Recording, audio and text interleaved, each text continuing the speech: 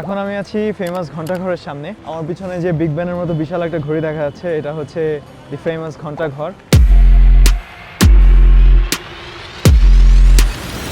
তো wholesale market Lalchak, basically এখানে shopping করতেই আসে সবাই।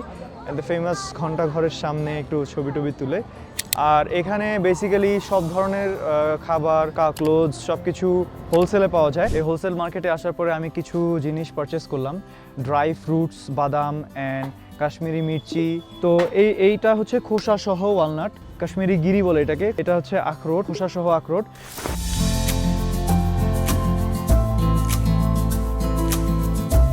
একটা স্ন্যাক নিয়ে নিলাম, সেই স্ন্যাকটা হচ্ছে কুলচা বলে ওরা। এর ভিতরে ছোলা আর রুটি আছে। এই কুলচা দিয়ে হচ্ছে আজকের ফার্স্ট স্ন্যাকটা লাঞ্চের করব। অনেক ভালো, টেস্টি স্ন্যাক হিসেবে বেস্ট।